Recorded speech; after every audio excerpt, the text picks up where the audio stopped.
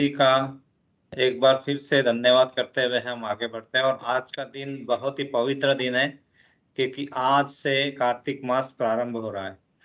और आज हम यहाँ एकत्रित हुए हैं पता करने के लिए कि भगवत गीता मतलब भगवान का गीत जो हमारे लिए लाइफ के लिए बनाया गया है कि किस तरह से आगे बढ़ा जाए, इस सब का ज्ञान अर्जित करने की कोशिश करते हैं। हम साथ में आते हैं, तो हम स्टार्ट करेंगे प्रेयर से।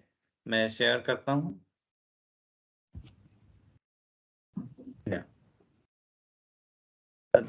विजिबल टू ऑल, सबको दिख रहा है?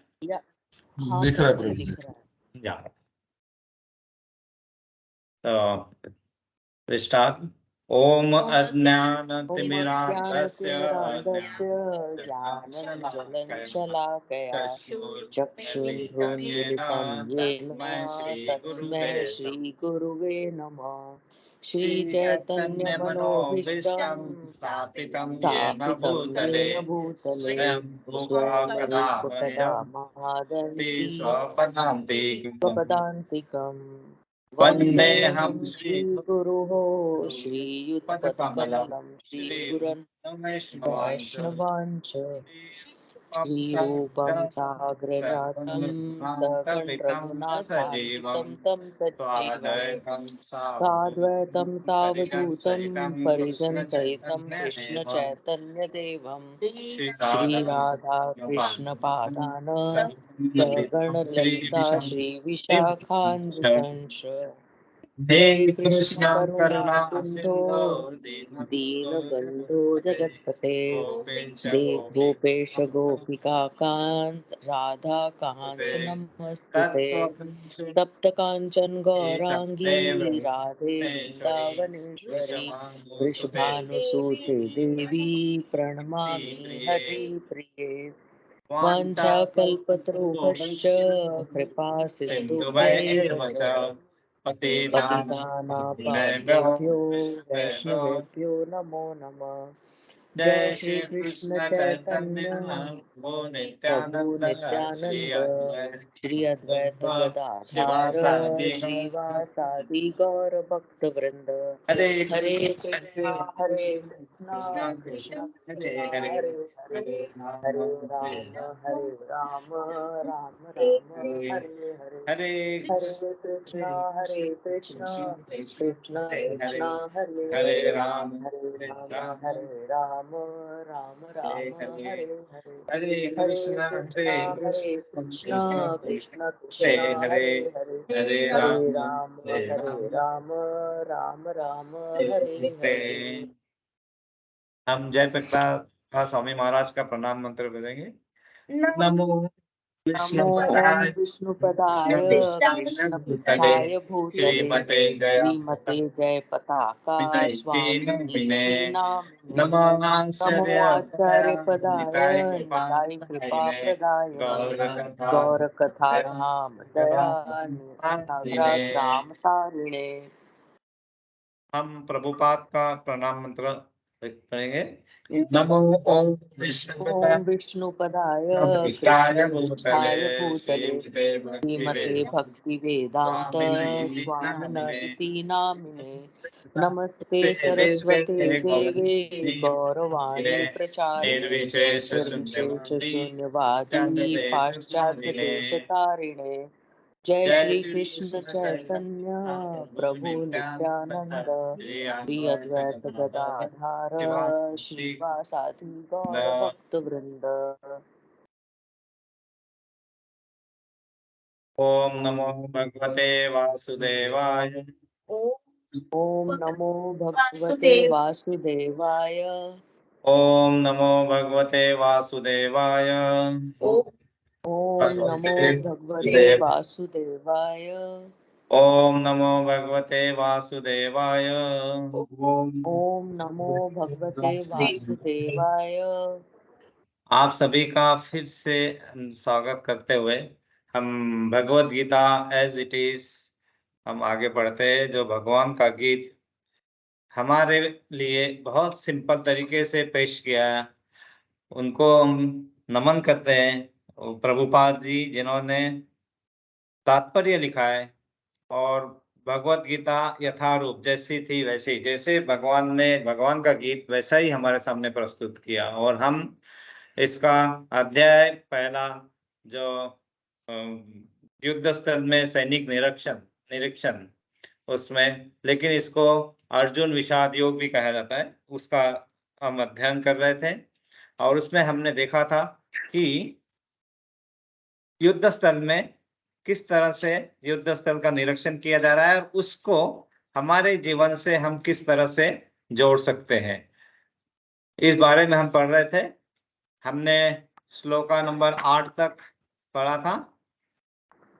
जो श्लोका नंबर 8 था, इसका मतलब मेरी सेना में आप स्वयं आप भीष्म, कर्ण, कृपाचार्य, अश्वत्थामा, विकर्ण तथा सोमदत्त का पुत्र भृगुशवा आदि है जो युद्ध में सदैव विजयी रहे हैं।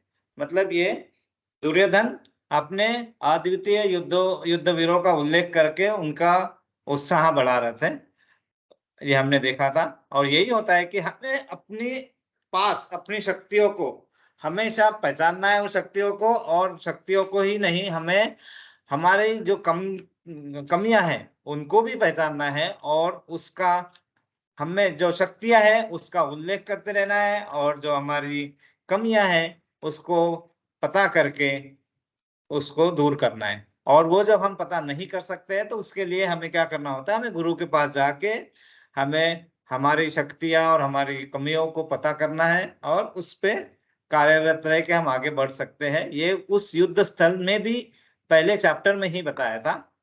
उसमें एक नेक्स्ट श्लोका नंबर 9 में ये भी है कि ऐसे अन्य वीर भी है जो मेरे लिए अपना जीवन त्याग करने के लिए उद्यत है। वे विविध प्रकार के हथियारों से सुसज्जित हैं और युद्ध विद्या में निपुण हैं। ये दुर्योधन कह रहे थे। लेकिन यहाँ पे एक बहुत इंपॉर्टेंट चीज है कि वो अपना जीवन त्याग करने के लिए उद्यत है।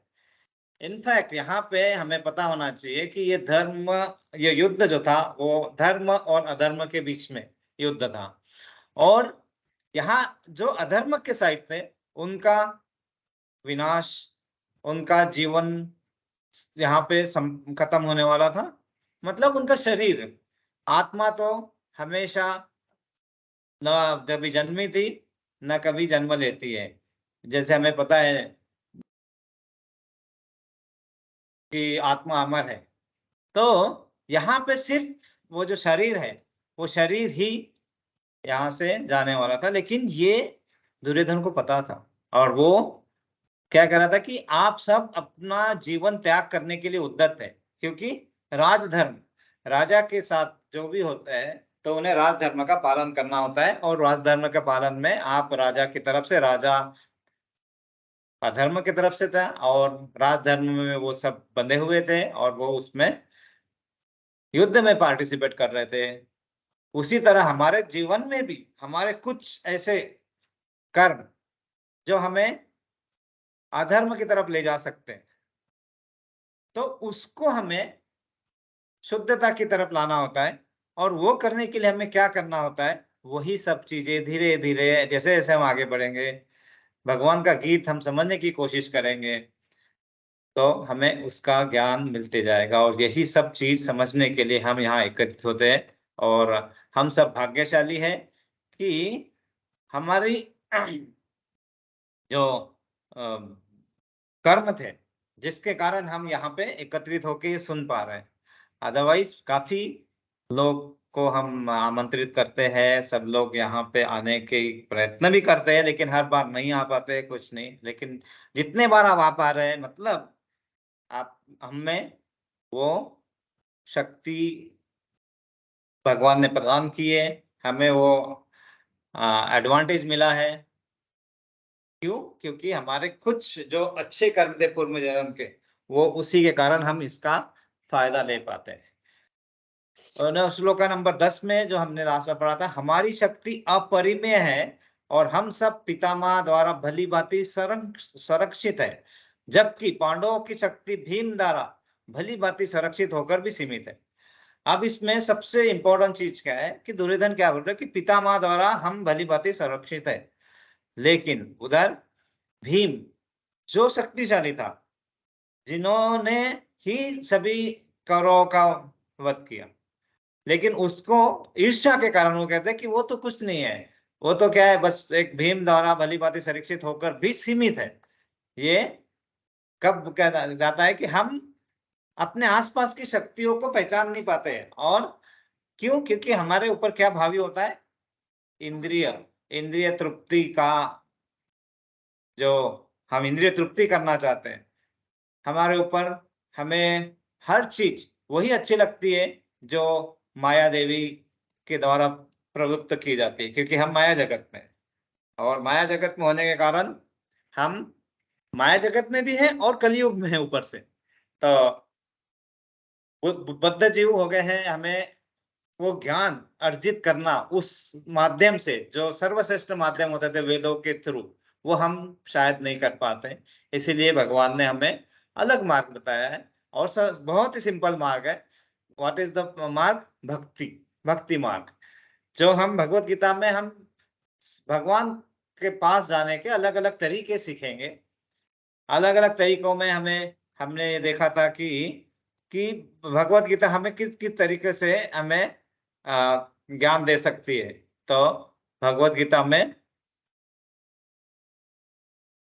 ज्ञानियों के लिए ज्ञान है, ध्यानियों के लिए ध्यान के लिए भी है, भक्तों के लिए भक्ति कैसे करना है, योगियों के लिए योग के द्वारा कैसे कर सकते हैं, और कर्म योगियों के लिए निष्काम कर्म का विधान, ये सब का वर्णन यहाँ पे है। बट अंत में भगवान ये बताते हैं कि आप सब कलयुग में होंगे, अगर आप भक्ति में हैं और भक्ति आपकी पूर्ण रूप से है, तो आपको मेरे पास आने से कोई नहीं रोक सकता है। और आज जो कार्तिक मास शुरू हो रहा है, इसका शुभारंभ इस कार्तिक मास, ये कार्तिक मास एक तरह से हमारे लिए एक डिस्काउंट मास आता है। मतलब जब सेल लगता है ना, तो ये डिस्काउंट, वो डिस्काउंट, ये मिलेगा, वो मिलेगा, ये सब जो है। तो कार्तिक मास में हम कार्तिक मास के बारे में हम समझेंगे और समझने की कोशिश करेंगे कि इस मास में हमें क्या क्या, मतलब इसके पीछे की रोचक कहानी क्या है, ये सब। लेकिन पहले हम जब जो श्लोका कर रहे थे, पहले वो श्लोका को हम थोड़ा आगे बढ़ा के फिर हम कार्तिक मास के बारे में भी समझेंगे। क्योंकि अगर हमें भक्ति में जाना है, तो हमें ऐसे अवसर जो मिलते हैं, जिस अवसर में हमारी भक्ति का बहुत मतलब 1000 गुना उसका हमें जब फायदा मिलेगा, तो क्यों ना हम उसका फायदा लिया जाए। तो लेकिन उसके लिए हमें समझना पड़ेगा, तो वह भी हम समझेंगे। लेकिन यहाँ पे कभी भी किसी भी ईर्ष्यावश किसी को भी हमें सीमित नहीं मानना चाहिए, क्योंकि सभी के अपनी अपनी शक्ति होती है, सभी के अपने अपने कर्म होते हैं, और वो उसी तरह कार्य करते हैं। हमें सिर्फ क्या देखना है कि हम किस तरह अपनी शक्ति को बढ़ा सकते हैं। और अपनी शक्ति को बढ़ाना मतलब किस तरह हम भक्ति में अपने आप को आगे ले जाए, ताकि हम जो काम कर रहे हैं वो कर्म सकाम कर्म से निष्काम कर्म की तरफ बढ़े, मतलब पूर्णता की तरफ बढ़े। हम काम तो करते हैं, हम अपने कर्म में हम कभी पीछे नहीं हटते हैं, हम सब अपने काम करते हैं, लेकिन उसी को फल की आशा के साथ जब करते हैं तो उसे हम कहते हैं सकाम कर्म। लेकिन वही जब हम कर्म करेंगे और उसमें फल की आशा ना करके, और ये सब हम कब कर सकते हैं? जब हमारी मन में श्रद्धा हो, हम पूरी भक्ति भाव से भगवान को समझें, और जो भी कार्य कर रहे हैं उन्हें समर्पित करके करें। कार्यों को रोकना नहीं है। जो आपकी आप ड्यूटीज है वो तो पूरी करना है, लेकिन उसको समर्पित होकर जब हम करना सीखना चालू करते हैं, तो हमें उसी का हमें ज्यादा लाभ मिलना शुरू होता है। और वो लाभ यहाँ तक होता है कि हमें इस भौतिक जगत में भी, जो कि दुखालय है, उस दुखालय में भी हमारे दुख सहन करने की शक्ति बढ़ जाएगी, बढ़ती है, हमें स्टेबिलिटी मिलती है। और ये सब चीजें इस भगवत गीता में हमें धीरे धीरे पता चलेगी। तो अब यहाँ पे युद्ध स्थल, मतलब हर तरफ कोलाहल, हर तरफ आवाज, ये सब होगा। और इसमें भी हमें जो ज्ञान अर्जित हो रहा है, ये सब भगवान की कृपा के कारण ही हो रहा है, अदरवाइज हम यहाँ आते ही नहीं थे, हम यहाँ डिस्कस नहीं करते थे। तो यहाँ पे जो दुर्योधन कह रहे थे कि पितामह हमारे साथ है, लेकिन उस समय जो उस साइड में वो भीम है और उनकी जो शक्तियां सीमित है, जो कि ऐसा नहीं था। लेकिन हम भी वही करते हैं, हम बाकी शक्तियों को सीमित सोचना चालू करते हैं। जब ये सोच आती है तो अपने आप ही हमारी अपनी प्रगति धीरे धीरे उतने रेट से नहीं बढ़ती है जिस तरह से आगे बढ़नी चाहिए। आगे के श्लोक में 11 नंबर श्लोक में उन्होंने कहा था, अतएव सैन्य व्यूह में अपने अपने मोर्चे पर खड़े रहकर आप सभी भीष्म पितामह को पूरी पूरी सहायता दे। मतलब आप सब वीर हैं, आप योद्धा हैं, और हमारे भीष्म पितामह जो वृद्ध हो रहे हैं, तो आप अपने अपने मोर्चे पे सही खड़े रहे। मतलब हमारे जो कार्य हम जो भी कर रहे हैं जीवन में, सब कार्यों पे, हर एंगल पे, हर इस पे अपने को ध्यान देके आगे बढ़ना है। ऐसा नहीं कि एक मोर्चा हमने धीरा कम छोड़ दिया और हम आगे बढ़ रहे हैं कि चलो हम पैसा ही कमाते जा रहे हैं, पैसा ही कमाते जा रहे हैं, लेकिन हमने अपने प्रकृति के तरफ, अपने सेहत के तरफ ध्यान ही नहीं दिया, तो एक मोर्चा हमारा वीक हो गया, जबकि हम स्ट्रांग थे, हम कर सकते थे। या फिर हमने ये नहीं सोचा कि हमारे जीवन का उद्देश्य क्या है, इसके बारे में सोचा ही नहीं कभी, तो वो मोर्चा हमारा वीक हो गया। तो इससे क्या होगा, आपने जो भी किया, जो भी आपने इतना भक्ति की, भाव भक्ति की कुछ, लेकिन उस मोर्चे पे अगर हम थोड़े भी वीक हो जाते हैं, तो हमें कहीं ना कहीं से जो माया रूपी दुश्मन वो अटैक कर सकते हैं, और वो होते रहते हैं अटैक। इसीलिए इस श्लोक से हमें क्या लेना है कि आपके पास भीष्म पितामह जैसी शक्ति है, लेकिन क्या आप अपने अपने मोर्चों पे सही खड़े होके उसको प्रॉपरली कर रहे हैं, नहीं कर रहे? इसीलिए हमारा जो ये भौतिक जगत है, ये युद्ध स्थली है। हम हर समय किसी न किसी चीज के लिए फाइट करते रहते हैं, है ना? कभी नौकरी अच्छी मिलने के लिए, कभी बीवी अच्छी मिलने के लिए, कभी खाना अच्छा मिलने के लिए, कभी दूसरों ने हमारी प्रशंसा करनी चाहिए, वो प्रशंसा के लिए। अ, हर तरीके से हम अपने प्रयत्न जारी रखते हैं। लेकिन उस प्रयत्न को अगर हमें एक सॉलिड बैकग्राउंड मिल जाता है, जो भगवान का अगर आशीर्वाद हम अपने साथ में लेके चल सकते हैं, तो यही चीजें क्या होती है, पूर्णता की तरफ बढ़ती है। नहीं तो क्या होगा कि जो भी हम भौतिक जगत में करते हैं, वो क्या होगा, कितना भी कर ले वो अपूर्ण ही रहेगा। हम कुछ भी कर ले वो अपूर्ण ही रहता है, और हम फिर सोचते हैं कि इससे, अरे अब यहाँ से तो इतना कर लिया, इसके आगे और चाहिए, क्योंकि पूर्णता मन में आती नहीं है। लेकिन वही जब हम भक्ति भाव से करते हैं और वो उस उद्देश्य से करते हैं, तो हमें लगता है ये सब जो मैं कर रहा हूँ, ये स्टार्ट ही पूर्णता से हो रहा है। और यही चीज हमें समझना जरूरी होता है। तो हम उस युद्ध में अपने तरीके से लड़ के भी हम विजय प्राप्त कर सकते हैं। ओके, तो हम श्लोक का नंबर 12 जो हमने नहीं पढ़ा था, हम यहाँ से पढ़ेंगे अभी। तो श्लोक का नंबर 12, हाँ पढ़े, श्लोक का नंबर 12 हम यहाँ से पढ़ेंगे। या हरे कृष्ण। तस्य संजयन हर्षं कुरु वृद्धं पितामहं सिंहनाद विनतोष्य शंख ददोमो प्रतापवान। वंदना माता जी, आप पढ़ेंगे? जी प्रभु जी। यस माता जी। तस्य संजय हर्षं कुरु वृद्ध तस्य संजयन हर्षं कुरु वृद्ध पितामह सिंहनादं विनघ्न उन्नय शब्दं दद्मो प्रतापवान।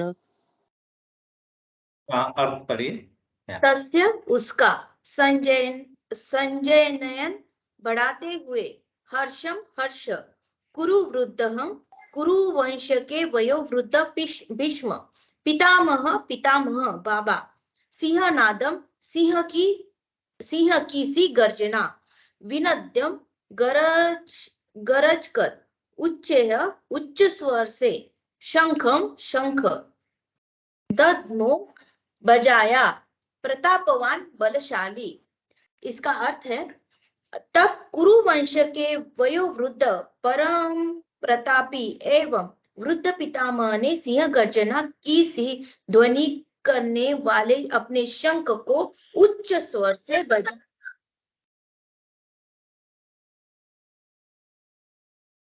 प्रभु जी आवाज कट गई। जिससे दुर्योधन को हर्ष हुआ। तात्पर्य जय श्रीला प्रभुपाद। जय श्रीला प्रभुपाद। कुरु वंश के वयोवृद्ध पितामह अपने पौत्र दुर्योधन का मनोभाव जान गए और उसके प्रति अपनी स्वाभाविक दयावश उन्होंने उसे प्रसन्न करने के लिए अत्यंत उच्च स्वर से अपना शंख बजाया, जो उनकी सिंह के समान स्थिति के अनुरूप था। अप्रत्यक्ष रूप में शंख के द्वारा प्रतीकात्मक ढंग से उन्होंने अपने हताश पौत्र दुर्योधन को बताया कि उन्हें युद्ध में विजय की आशा नहीं है, क्योंकि दूसरे पक्ष में साक्षात भगवान श्री कृष्ण है। फिर भी युद्ध का मार्गदर्शन करना उनका कर्तव्य था और इस संबंध में वे कोई कसर नहीं रखेंगे। हरि बोल। हरि बोल। सो आपने अभी जो शंख की ध्वनि सुनी, अब शंख की ध्वनि जब हमारे आसपास, मतलब हमारे जीवन में यहाँ पे क्या बताया है कि वयोवृद्ध परम प्रतापी एवं वृद्ध पितामह ने सिंह गर्जना वाले शंख को उच्च स्वर में बजाया। अब इन्होंने बजाया क्योंकि जब युद्ध का स्टार्ट होता है, युद्ध का, तो शंख की ध्वनि से उसका मतलब उसको स्टार्ट करते थे। लेकिन यहाँ पितामह को यह पता था कि हम अधर्म के साइड है और अधर्म के साथ होने के कारण हमारी जो विजय है वो नहीं हो सकती है। तो उन्होंने शंख तो बजाया। शंख बजाने का तात्पर्य यह है कि हमें सबको उत्साहित करना है। लेकिन उस ध्वनि में से उन्होंने बताया कि आप ध्यान से इस ध्वनि को अगर सुनेंगे तो आपको ये पता चलेगा कि मैं जो ध्वनि बजा रहा हूं अभी, उसमें अप्रत्यक्ष रूप से आपको ये भी ज्ञान देना है कि अगर आप अधर्म के साथ है तो आपकी जीत कभी हो नहीं सकती है।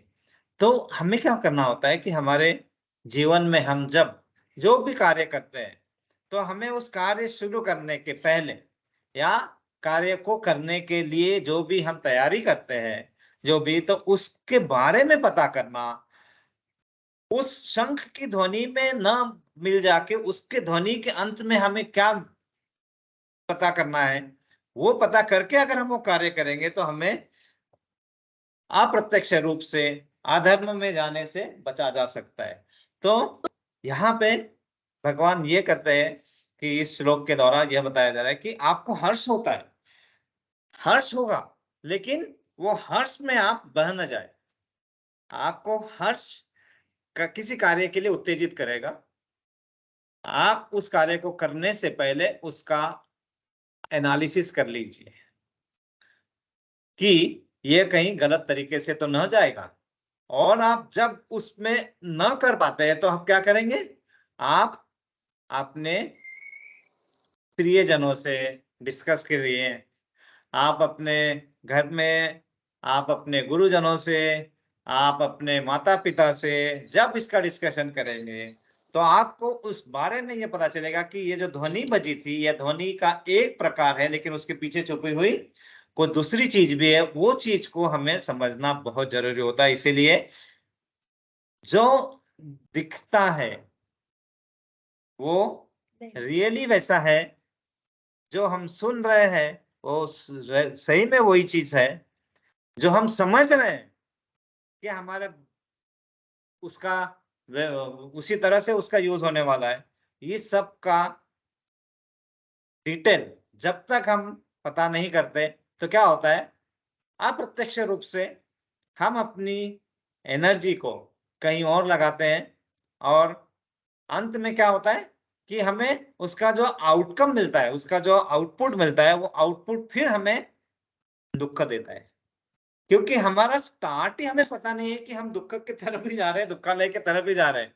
तो यहीं पे यहाँ पे पितामह वो सिंह जैसी गर्जना वाले शंख से दुर्योधन को बता रहे थे कि अभी भी टाइम है, देख लो, समझ लो, क्योंकि अगर आप अब न समझे तो अंत तो निश्चित है ही, लेकिन आप उस अंत से क्या आप अगले उच्च लोक में जाना चाहते हैं या फिर अपने आप को नीचे लोक में लाना चाहते हैं?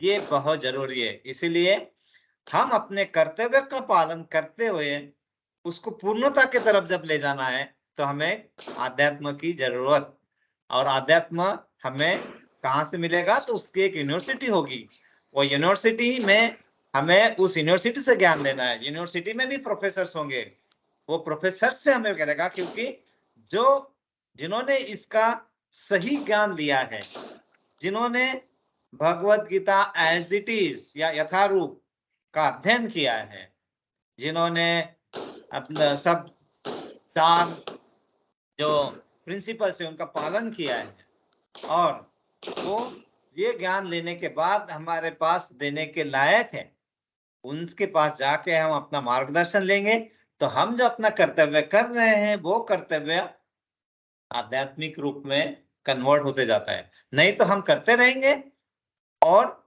आगे भी बढ़ते रहेंगे भौतिक जगत में, लेकिन उसका जो उतना उद्देश्य है वो हम साध्य नहीं कर सकते। ये इस श्लोक का बहुत ज्यादा इंपॉर्टेंट है, यहाँ पे बताया है। अब जब एक शंख बजा है तो दूसरे शंख भी बजेंगे अभी।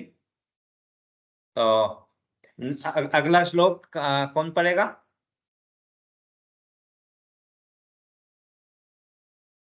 आकांक्षा माता जी है, चिराग प्रभु जी हैं?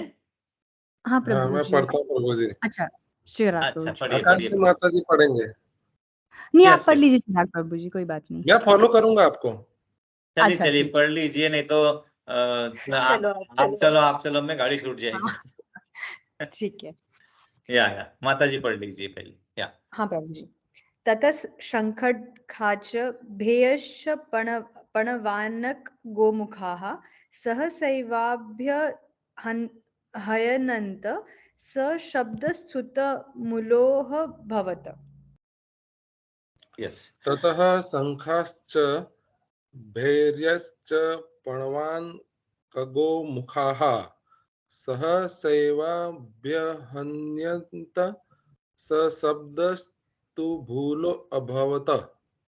या ततः शंखाच भैर्यस्य पणवानक गोमुखा सहसैवाभ्यहन्यन्त स शब्दस्तु मूलो भवत। तो इसका अर्थ पढ़ेंगे प्रभु जी। ततः तत्पश्चात शंखाः शंख भैर्यः बड़े बड़े ढोल नगाड़े च तथा पणवानक ढोल तथा मृदंग गौमुखाः शृंग सहसा अचानक एव निश्चय ही अभ्यहन्यन्त एक साथ बजाए गए सह वह शब्दः समवेत स्वरः तुमुलः कोलाहल पूर्ण अभवत हो गया। इसका अर्थ है तत्पश्चात शंख नगाड़े बिगुल तुरही तथा सिंह सहसा एक साथ बज उठे, वह संवेद स्वर अत्यंत कोलाहल पूर्ण था। तात्पर्य जय श्री प्रभु। जय श्री प्रभु। या सो हरि बोल प्रभु जी। माता जी हरि बोल। यहाँ पे बहुत सिंपल तरीके से ये बताया गया है कि आप जब किसी कार्य को शुरू करते हैं तो आपको शुरू में उसका शंखनाद सुनाई देगा और आपने कार्य में शुरू हो गया, और उसी साथ में आज जैसे अगर आप कोई एक लेटर लिखना शुरू करते हैं, कोई एप्लीकेशन लिख रहे हैं किसी नौकरी के लिए, तो क्या होता है उसी समय आपके माइंड में बहुत सारे अलग अलग विचार आना चालू होंगे, है ना? वही होते हैं नगाड़े तुरई वो सब बजता है, तो वो जो कोलाहल होता है तो उसमें हमें अपने आप को स्थिर रखना किस तरह है, तो ये युद्ध से ऐसी स्थिति हमारे लिए भी बनती है। जब भी हम कुछ अच्छा करना चाहते हैं, और सबसे ज्यादा अच्छा क्या हो सकता है? सबसे ज्यादा अच्छा सर्वोच्च अच्छा काम हमारे लिए क्या होता है? भगवान की भक्ति। और जब भी आप भक्ति के लिए बैठना चाहेंगे, कुछ करना चाहेंगे, तो क्या होता है? कोई तो काम आता है, कोई तो फोन आता है, कहीं और जाना पड़ता है, नींद आती है, है ना, भूख लगती है और कोई ना कोई कारण आता है, तो ये सब कोलाहलपूर्ण वातावरण की निर्मित आपके पास होते रहेगी। भगवान कृष्ण बता रहे हैं कि सिर्फ एक ही शंख नहीं बजेगा, आपके पास बहुत सारे शंख बजेंगे, नगाड़े बजेंगे और आपको डिस्टर्ब करने के लिए काफी है, वो एक साथ बज उठेंगे। वो कोलाहलपूर्ण वातावरण आपके पास बनेगा ही बनेगा। लेकिन उस कोलाहलपूर्ण वातावरण में हमें क्या सुनना है, तो हमें यहाँ पे अगले श्लोक में उसके बारे में देखो। हर श्लोक में कनेक्शन रहता है, हर इसमें भगवान ने जो 700 श्लोक में भगवत गीता बताई है, बहुत तरीके से, बहुत। और इसीलिए जब भी हम हर बार पढ़ते हैं तो हर बार हमें कुछ नया मिलेगा, हर बार कुछ नया समझने को मिलता है और हर बार हमें उसका कनेक्शन पता चलता है। ऐसा ही नहीं कि वो शंख बज गया, वहां पे ढोल नगाड़े बज गए, लेकिन हमारे साथ में क्या हो रहा है, हम उसको कैसे कर सकते हैं, तो वो सब हमें समझना और ये करना बहुत जरूरी होता है। तो हम अगले श्लोक को पढ़ के फिर हम आगे बढ़ेंगे कि इस मास का, कार्तिक मास का महत्व क्या है। लेकिन इस श्लोका को हम पढ़ के हम आगे बढ़ेंगे। तो पढ़ेंगे अगला श्लोका, हाँ पढ़ो। ततः श्वेतहर्यैते महति संसदने स्थितो माधवः पाण्डवेश्व दिव्यो शङ्खो प्रद्युम्नः। ततः श्वेते हैर्युक्ते महति स्वयंदने स्थितो माधवा पांडव शैव दिव्य शंको प्रदम्तो। ततः तत्पश्चात श्वेते श्वेत हये घोड़ों से युक्त महति विशाल सन्नंदने रथ में स्थितो आसीन माधव कृष्ण लक्ष्मीपति ने पांडव अर्जुन पांडुपुत्र च तथा एवं निश्चय ही दिव्य शंख प्रदद्युम्नतुः बजाए। इसका अर्थ है दूसरी ओर से श्वेत घोड़ों द्वारा खींचे जाने वाले विशाल रथ पर आसीन कृष्ण तथा अर्जुन ने अपने अपने दिव्य शंख बजाए। तात्पर्य जय शिला प्रभुपाद। जय शिला प्रभुपाद। भीष्म देव द्वारा बजाए गए शंख की तुलना में कृष्ण तथा अर्जुन के शंखों को दिव्य कहा गया है। दिव्य शंखों के नाद से यह सूचित हो रहा है कि दूसरे पक्ष की विजय की कोई आशा न थी, क्योंकि कृष्ण पांडवों के पक्ष में थे। जयस्तु पांडुपुत्राणां येषा पक्षे जनार्दन। जय सदा पांडु के पुत्र जैसों की होती है, क्योंकि भगवान कृष्ण उनके साथ है। और जहां जहां भगवान विद्यमान है वही वही लक्ष्मी भी रहती है, क्योंकि वे अपने पति के बिना नहीं रह सकती। अतः जैसा कि विष्णु या भगवान कृष्ण के शंख द्वारा उत्पन्न दिव्य ध्वनि से सूचित हो रहा था, विजय तथा श्री दोनों ही अर्जुन की प्रतीक्षा कर रही थी। इसके अतिरिक्त जिस रथ में दोनों मित्र आसीन थे वह अर्जुन और अग्नि देवता द्वारा प्रदत्त था, और इससे सूचित हो रहा था कि तीनों लोकों में जहां कहीं भी यह जाएगा वहां विजय निश्चित है। हरि बोल। हरि बोल। यहाँ पे अब युद्ध भूमि का स्तर का निरीक्षण अगर हम उसी इस तरह से जाते हैं, तो दूसरी ओर से श्वेत घोड़ों पर खींचे जाने वाले विशाल रथ पर आसीन कृष्ण तथा अर्जुन ने अपने अपने दिव्य शंख बजाए। अब देखिए, शंख में दिव्य शंख, और यहाँ पे इन शंखों को दिव्य शंख कहा गया है, जो भीष्म द्वारा बजाए गए शंख की तुलना में भी दिव्य है। यहाँ जो मीनिंग हमने पढ़ा उसमें तो जब भगवान के शंख बजते तो उस शंख से जो ध्वनि उत्पन्न होती है और उस ध्वनि में से जो हमें संदेश मिलता है, वो संदेश का यहाँ पे वर्णन किया गया है। मतलब उस संदेश से ये था कि दूसरे पक्ष में कोई आशा नहीं है जीत की, क्योंकि जयस्तु पांडु पुत्राणाम ऐशाम पक्षे जनार्दना। मतलब जय सदा पांडु के पुत्र जैसों की होती है। तो हमें कैसे बनना है पांडु के पुत्र जैसा? पहला प्रश्न हमारे मन में आना चाहिए कि हम कैसे हो सकते हैं ताकि हमारी जय हो हमेशा, है ना। तो वो सब होने के लिए हमें क्या करना पड़ता है, हमें भगवान के पक्ष में हो या भगवान हमारे पक्ष में आए, है ना, ये हमें कोशिश करनी होती है। और कोशिश कैसे करते हैं, धीरे धीरे जिससे हम यहाँ बैठे वही कैसे करते हैं। और जहां जहां भगवान विद्यमान है वहां वहां लक्ष्मी तो रहेगी, तो आपको लक्ष्मी के लाने के लिए जरूरत की नहीं है। बहुत इंपॉर्टेंट चीज है यहाँ पे बताया हुआ। हम पैसे के पीछे भागते रहते हैं, लेकिन हम अज्ञानी ये समझ ही नहीं पाते कि अगर आपके पास भगवान है तो लक्ष्मी क्यों नहीं रहेगी। भगवान के पास तो सहस्त्र लक्ष्मियां होती है। तो फिर हमें उस सिर्फ पैसे के पीछे भागने के लिए, उसके लिए हम सब नीति मूल्य को तोड़ मरोड़ के आगे बढ़ना क्या जरूरी है? कोई जरूरी नहीं है, क्योंकि वो जो पैसा, वो धन संचय जो होगा वो लक्ष्मी के रूप में नहीं होगा। वो तो अगर आप भक्ति भाव से आगे बढ़ रहे हैं और जब जो आप अर्जित करेंगे वो लक्ष्मी होंगे, और वो लक्ष्मी जब आपके पास है तो आपको उस लक्ष्मी आने के बाद आपका मन विचलित नहीं होगा, आपका मन चंचल ज्यादा नहीं होगा, अगर वो भगवान के साथ आई हुई लक्ष्मी है तो। लेकिन अगर दूसरी तरह से आई हुई लक्ष्मी है तो क्या होता है कि उसके कारण फिर हमें एक लक्ष्मी तो हमें ये घर ले लिया, फिर दूसरा घर, फिर बाद में लालच आती है, फिर घर ये करते हैं, फिर हम और कुछ और करते हैं, और उसके फिर एक घर हो गया, आप बड़ी कंपनी बनाते हैं, उसके लिए फिर हम क्या लेंगे, लोन लेंगे, फिर अपने प्रॉब्लम्स बढ़ाएंगे। ठीक है, आप करो, लेकिन आप पहले ये तो समझ लीजिए कि आपको करना क्या है, मतलब किस तरह से करना है। वो ना करके हम जब एक डायरेक्शन में जाते हैं तो ये सब क्या क्यों होता है, क्योंकि हम उसमें जो दिव्यता है, इसमें दिव्य शंख है ना, जो उस शंख की ध्वनि तो सुनते हैं हम, हमारे कान तो सुन लेते हैं, लेकिन उसमें दिव्य ध्वनि जो है छूट जाती है हमारे यहाँ से, क्योंकि दिव्य ध्वनि हर किसी को सुनाई नहीं जाएगी।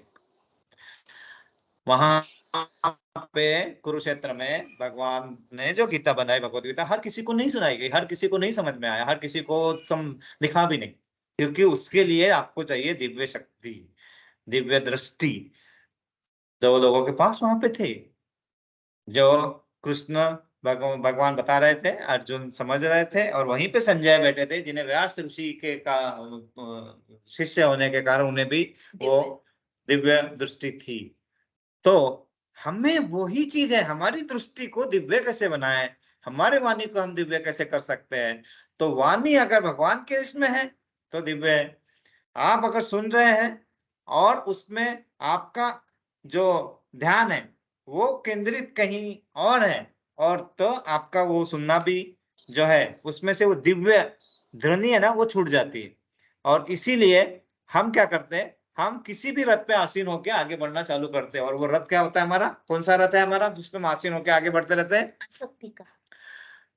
चलो आसक्ति का रखते हैं, वाह, आसक्ति का रखते हैं, मतलब हमारे मन के घोड़े दौड़ते रहते हैं इधर उधर, किसी भी डायरेक्शन में भाग रहे हैं, किसी भी डायरेक्शन में, क्योंकि हमारा जो इंद्रिया है ना, इंद्रिया, और वो इंद्रिया को इंद्रिया सब 3 गुणों के प्रभाव में रहती है। कौन से 3 गुण?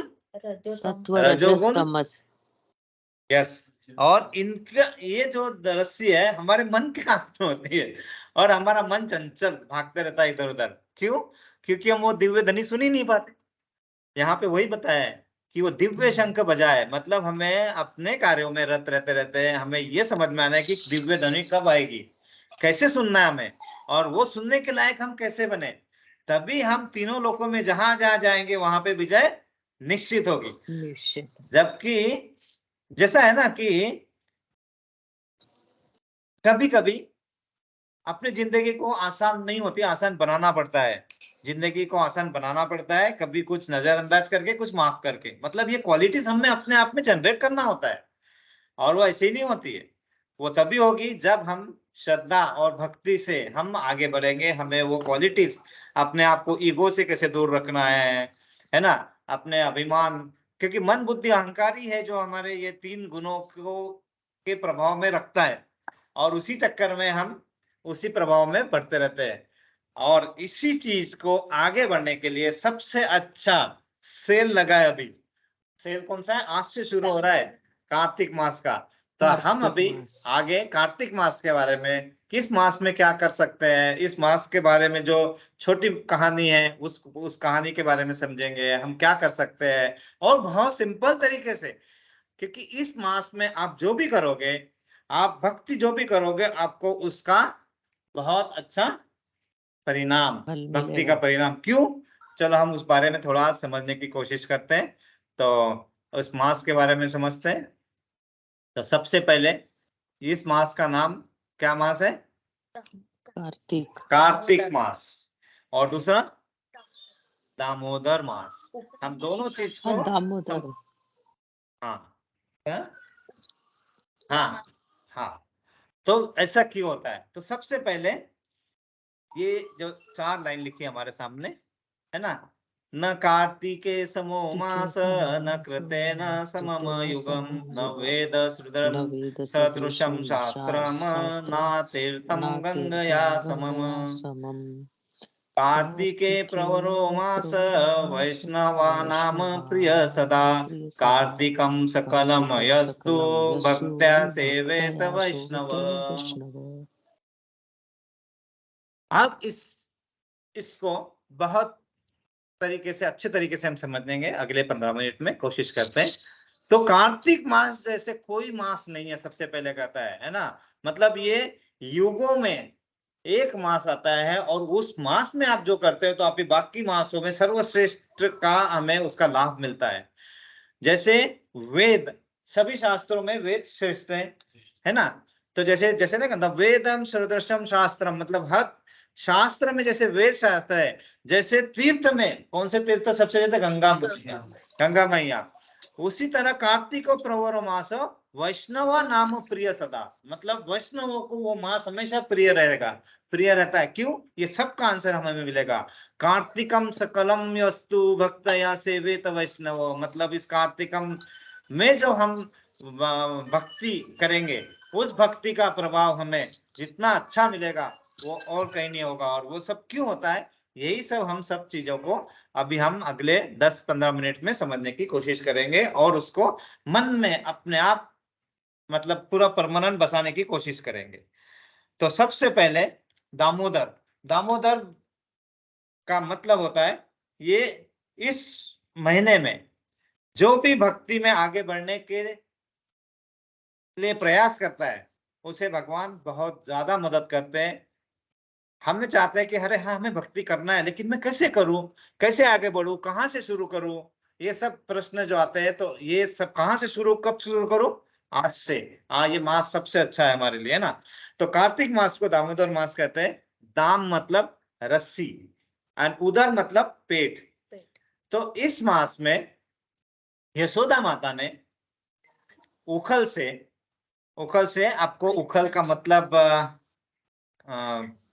सभी को पता है, या मैं एक चित्र भी हाँ, दिखा सकता हूँ? पता पता है है? प्रभु जी, वो खल और उखल पता है होता है ना सर, वो। पता है। हाँ, खल और फिर भी उखल अगर, रहता है। हाँ,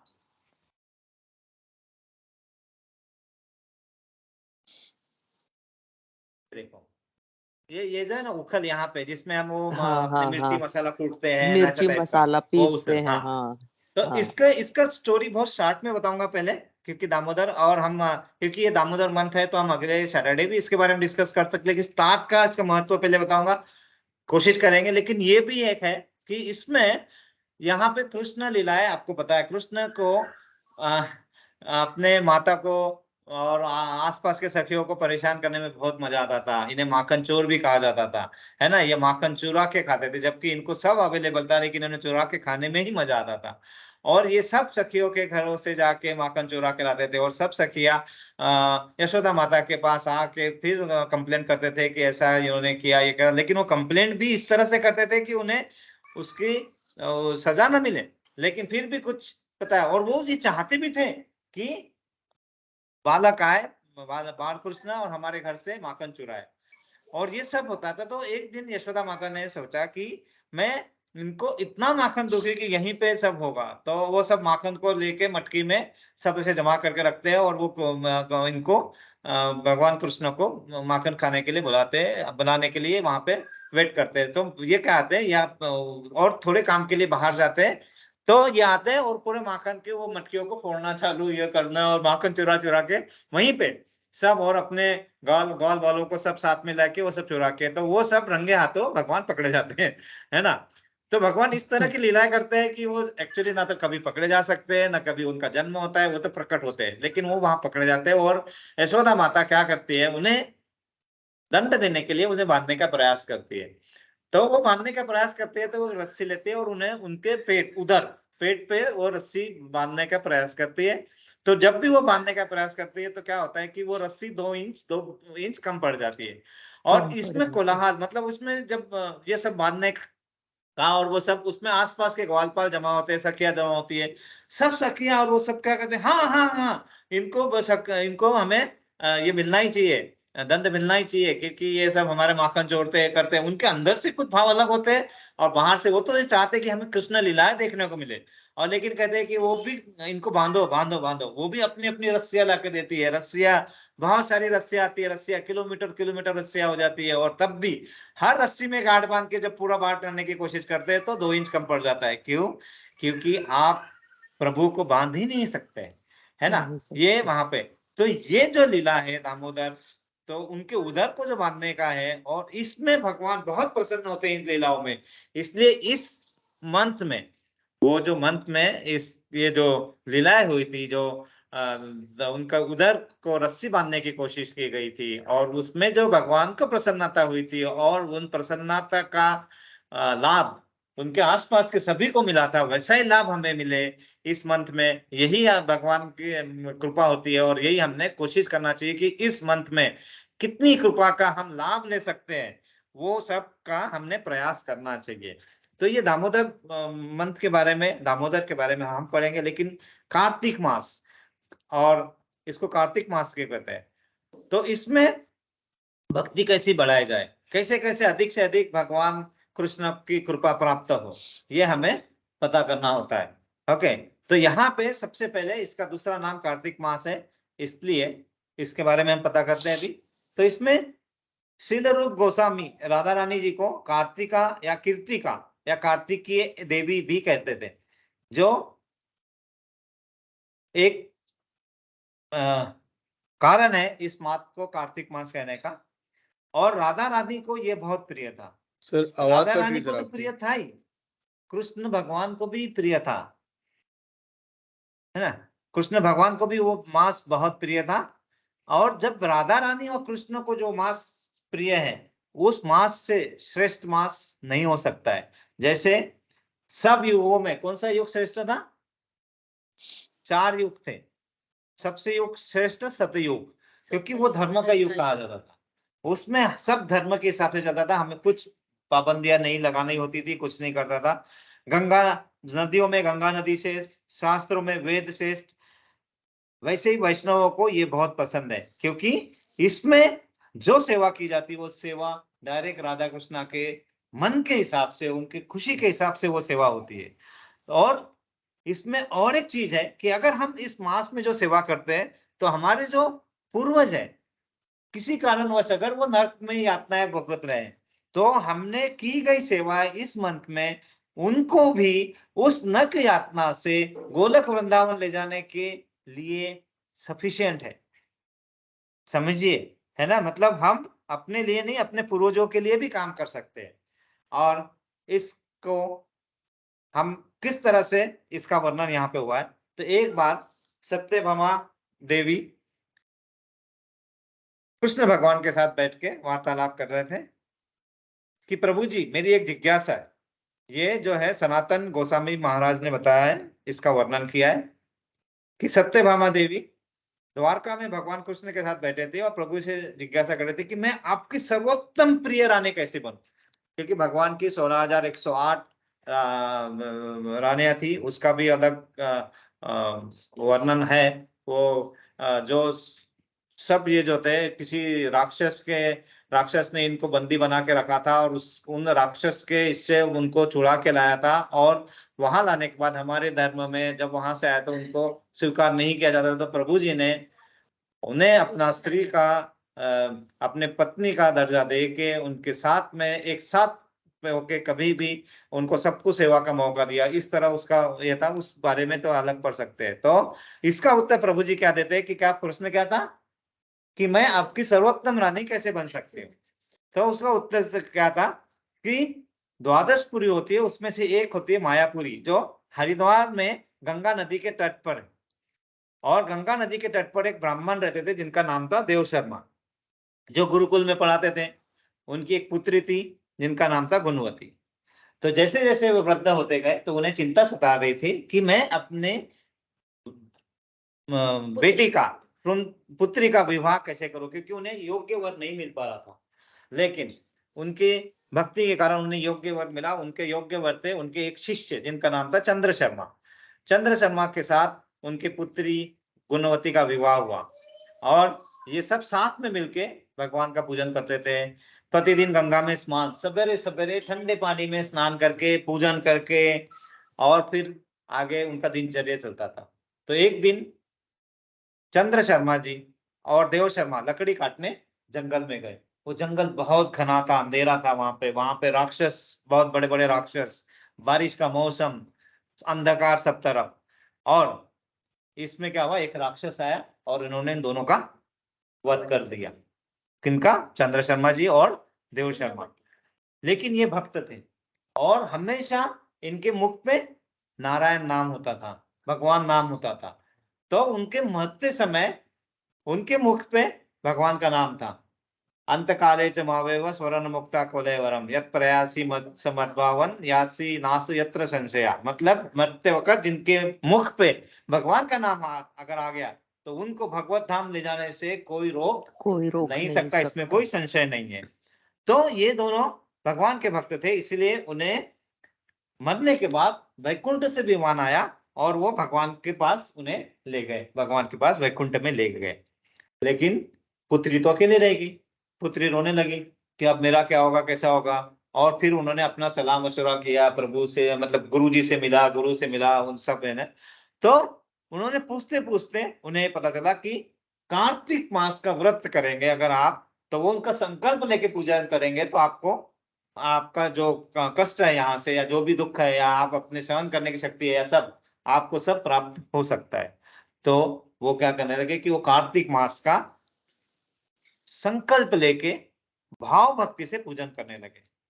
सवेरे सवेरे गंगा जी में स्नान करना, ब्रह्मवत में भगवान का नाम लेना सवेरे, है ना, ब्रह्म, हाँ, तुलसी रानी की सेवा करना, मंगल आरती करना, ये सब कौन कर रहे हैं? गुणवती। और गुणवती कौन है? ये सत्यभामा के पिछले जन्म में जो थे वो गुणवती है। ये किनको? सत्यभामा जी को नहीं पता था, ये किनको? कृष्ण को पता है। तो वो बता रहे थे कि ये गुणवती जो है वो इस तरह से कर रहे थे।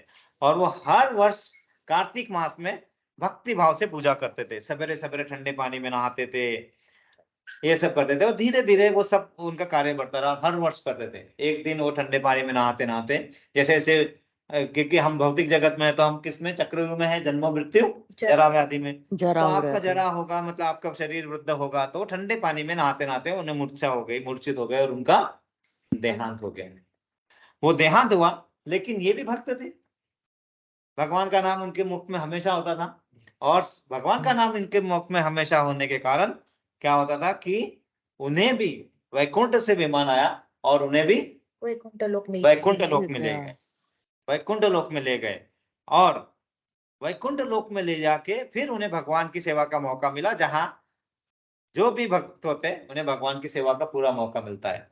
तो कृष्ण भगवान क्या बता रहे हैं कि कार्तिक मास में अगर आप जो भी करते हैं तो मुझे और राधा रानी को इतना प्रिय है कि आपकी भक्ति कभी भी जाया नहीं जाएगी, कुछ भी करते हैं आप, है ना। तो इसलिए वो बता रहे हैं कि इनको, सत्यभामा को, कि आपको, आप मेरी सर्व प्रिय रानी है, आपको और कुछ करने की जरूरत नहीं है। क्यों? क्योंकि आपने पिछले जन्म में भी कार्तिक मास में जो सेवा की है, कार्तिक मास का जो अध्ययन किया, कार्तिक मास में जो पूरा पालन किया, इसके कारण आप जब जब मैं यहाँ पे प्रकट होऊंगा पृथ्वी पे, आप मेरे साथ रहोगे। तो आप प्रिय हो ही, आप सोचिए, आप, है ना, जब भगवान की प्रिय इस मास में जो सत्यभामा देवी जो भगवान की प्रिय रानियों में एक इस मास का पूजन करने में, इस मास में पालन करने में जब वो वहां पहुंच सकते हैं, तो हमने ये मौका छोड़ना चाहिए? बिल्कुल नहीं छोड़ना चाहिए। बिल्कुल इस मौके का उपयोग मतलब सदुपयोग करना चाहिए। और करने के लिए उन्होंने बहुत सिंपल विधि बताई है। एक तो हमें दीपदान करना होता है, और दामोदर मंथ में हम जितने लोगों को इस बारे में पता है, जितने लोगों को इस बारे में मतलब इसके बारे में पता करके क्या किया जाता है बताए, तो वो अगर हम करते हैं, हर रोज अगर हम दीपदान करते हैं, वो दीपदान कैसे करते हैं वो मैं अभी 1.5 मिनट में एक वीडियो है छोटा सा, वो बता देंगे। तो अगर ये हम करते हैं तो हमें इस मौके का लाभ, इस मंत्र का लाभ जरूर मिलेगा। और भक्ति में कैसे आए, क्या करना चाहिए, ये सब चीजों का आंसर या भगवान अपने आप हमें इसमें और आगे बढ़ाने के लिए हमारे साथ रहेंगे। भगवान तो हमेशा ही, जब आप 2 कदम बढ़ाते हैं तो भगवान 100 कदम बढ़ा के आपके तरफ आते हैं। आप 1 कदम भी बढ़ाइए, 100 कदम आपके तरफ आते हैं। तो वो जो है दीपदान कैसे किया जाता है इस मंथ में, प्रत्येक इसमें, वो कोशिश करेंगे समझने की, देखने की।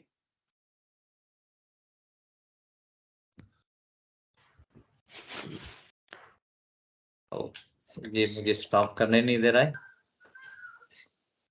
हैंग हो गया। एनीवे नहीं, उससे जो होगा नहीं।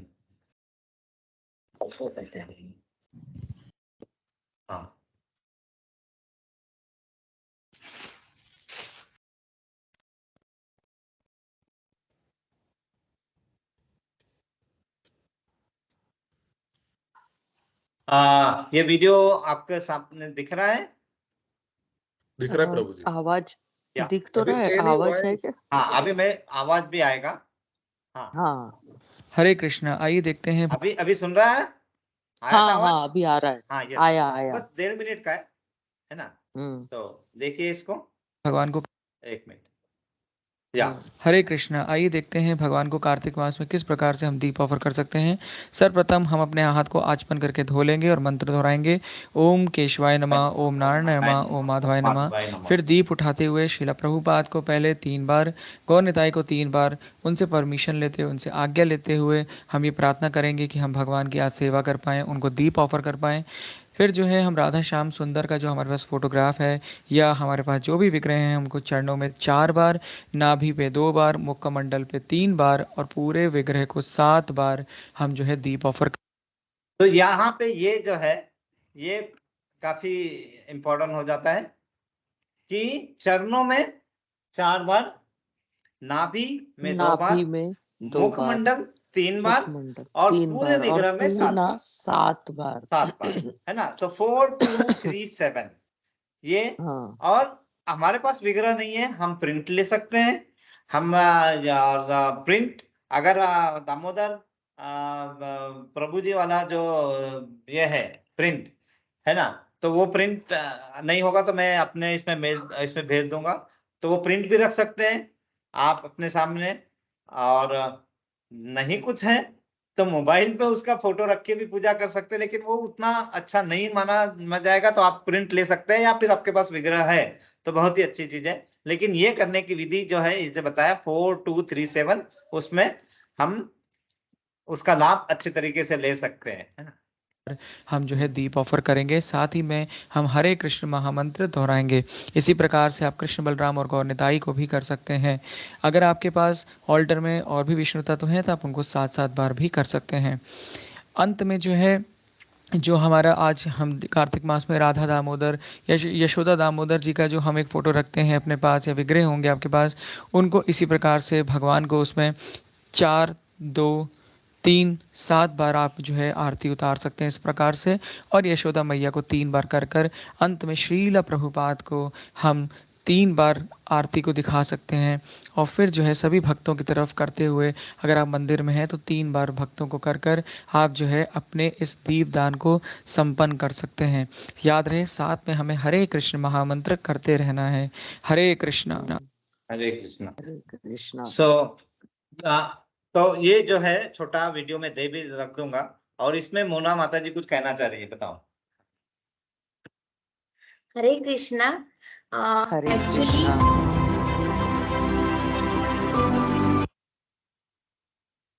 कृष्णा। इस मास को कार्तिक मास बोलते हैं और इसको ही हम लोग उखल बंधन लीला भी कहते हैं। ओके, ये मास होता है अपना 1 मंथ होता है, मीन्स आज से स्टार्ट होगा और तुलसी विवाह तक चलेगा, ये पूरा मंथ रहेगा। और इसमें हम हाँ। लोगों को एक स्पेशल एक्टिविटी करना पड़ता है, जो कि हम लोग दीप अर्पण करते हैं, दीपदान बोलते हैं इसको। और यही मंथ में हम लोग तुलसी महारानी का भी महत्व होता है। तो ये दीपदान किसका किया जाता है, इसमें अपने को घी का दिया लेना पड़ता है, लेकिन ये मिट्टी का होना चाहिए। ओके, और ये दीप हम लोगों को रीयूज नहीं करने का है, डेली हम लोगों को नया नया दिया लगाने का, मीन नया दिया ही यूज करने का है। जैसे 30 दिन का 30 दिया जमा हो जाएगा। 30 दिया। ओके, हाँ।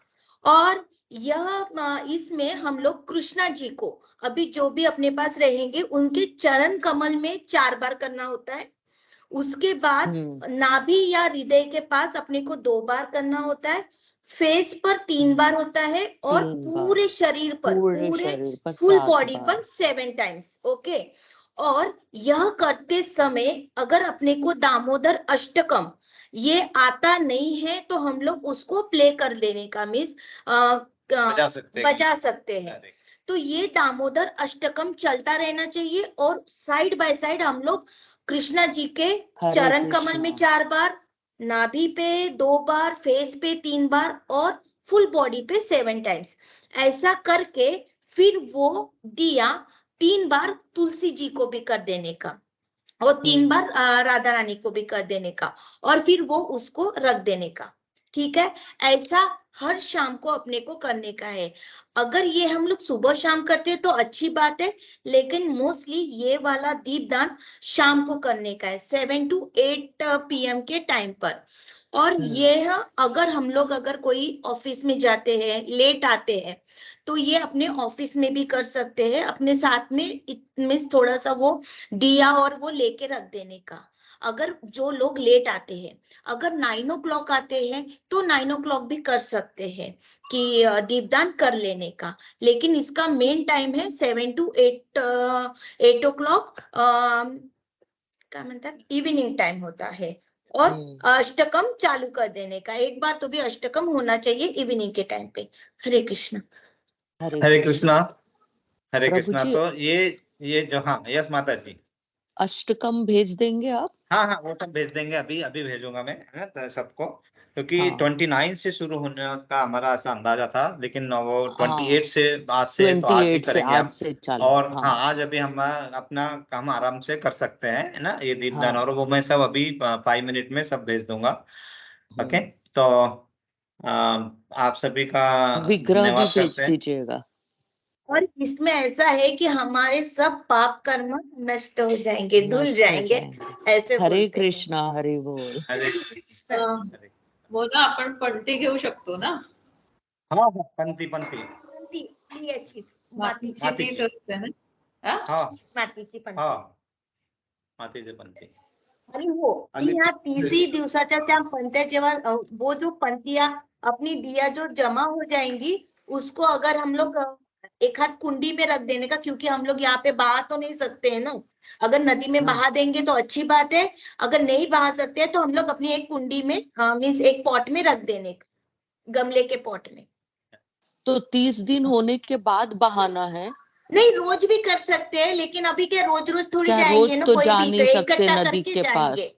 तो हाँ, ये इकट्ठा अपना तुलसी विवाह वाले दिन। हाँ, तुलसी विवाह तक रहेगा ये मंथ पूरा। हाँ, तो गमले में रखने का उद्देश्य यही होता है कि हमारा पैर न लगे और जने हो, हाँ, इधर उधर न जाए बस। तो इससे हमें प्रभु की सेवा का, उसमें आने का सबसे अच्छा मौका है अभी, तो हम इसका यूज करें। वो जो आपके पास मुझे जो मंत्र है, हरे कृष्ण कृष्ण कृष्ण हरे हरे, हरे राम हरे राम, राम राम हरे हरे। तो ये मंत्र को आप बोलते रहिए उसमें, और जो आपको जो भी मोदा माता जी ने बताया अभी वो हम भेज देंगे, तो वो भी हम प्ले कर सकते हैं बैकग्राउंड में और वो चलता रहे, तो उससे हमें भक्ति में आने के लिए बहुत सहायता मिलेगी और हम सभी का भक्ति में और अपने पूर्णता की तरफ हमारा इसी तरह कदम बढ़ते रहे। हम सब अपने साथ में मिलके भगवान भक्ति में आगे बढ़ते रहे और उसको समझते रहे और सबकी प्रगति होती प्रभु रहे जी इसके लिए। हाँ, यस माता जी। प्रभु जी पिछले साल का याद है सायली माता जी हम लोग सब ऐसे एक दूसरे को बुला के और हम दिया यस, भी देते थे, वो भी बिल्कुल कर सकते हैं ना, बिल्कुल। मतलब तो हम। वो अभी मैं बता रहा हूँ कि हाँ, इस मंथ में अगर आप आपके आसपास वालों को बुला के वो समझा के करा सकते बुला हैं तो के वो बहुत ही अच्छा है, बहुत ही अच्छा अच्छा है, है। उच्च जो करेंगे यहाँ मतलब पे भी उनको करेंगे। जो भी हम दिए लाके उनको देंगे ताकि वो भी कर सके। मट्टी के लिए, यस।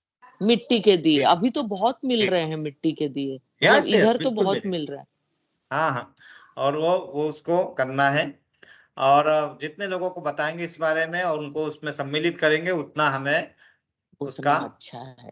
फायदा मिलेगा, उसका सब। ठीक है, और तो सभी के लिए प्रेयर करेंगे और किसी की प्रेयर स्पेशल करेंगे। प्रेयर है तो बताइए। जैसे आज वंदना माता जी ने आज सत्यनारायण जी की पूजा की और बाकी सब घर पे हवन किया, तो आज शरद पूर्णिमा भी है। बहुत ही अच्छा दिन है आज का, शरद बहुत ही पूर्णिमा अच्छा दिन बहुत अच्छा है ना? दिन था, तो कोजागिरी। सब, यस, ऐसे ही अच्छे दिन हाँ सब हमारे इसमें रहे, फुल मून रहे हमेशा, है ना? हाँ। इसलिए हम सब मिलके प्रेयर करेंगे 3 बार। हरे कृष्णा हरे कृष्णा कृष्णा हरे कृष्णा कृष्णा कृष्णा कृष्णा हरे कृष्णा हरे, हरे हरे, हरे राम हरे हरे राम राम हरे राम राम राम राम हरे राम हरे, हरे हरे, हरे हरे कृष्णा कृष्णा हरे कृष्णा कृष्णा कृष्णा कृष्णा हरे कृष्णा हरे, हरे हरे, हरे राम हरे राम हरे राम राम राम हरे राम हरे, हरे हरे, हरे हरे कृष्णा कृष्णा कृष्णा हरे हरे हरे, हरे, हरे हरे राम राम राम हरे राम हरे हरे। हरे। हम प्रभुपाद के लिए, गुरुदेव के लिए प्रेयर करेंगे 3 बार। हरे हरे कृष्णा कृष्णा कृष्णा कृष्णा हरे हरे हरे, हरे, हरे राम हरे राम राम राम हरे हरे, हरे हरे, हरे हरे कृष्णा कृष्णा कृष्णा हरे हरे, हरे, हरे हरे राम राम हरे हरे, हरे कृष्णा हरे कृष्णा कृष्णा हरे हरे, हरे, हरे हरे राम राम हरे हरे हरे। भगवद गीता ग्रंथ राज की जय। वाञ्छाकल्पतरुभ्यश्च वाञ्छाकल्पतरुभ्यश्च कृपा सिन्धुभ्य एव च पतितानापावनेभ्यो वैष्णवेभ्यो नमो नमः। अनंत कोटि वैष्णवंद की जय। जय गुरुदेव की जय प्रभुपाद की जय। जय। निताय गौर निताई गौरे प्रेमानंदे। प्रेमानंद हरि हरि हरि हरि बोल। बोल। प्रभु इसी तरह उनकी सेवा में मौका देते रहे, ये इसकी हम अभिलाषा करते हैं और इसी तरह हम प्रगति करते रहे अपने आध्यात्म में। तो यही प्रभु से प्रार्थना करते हुए हम यहाँ पे मैं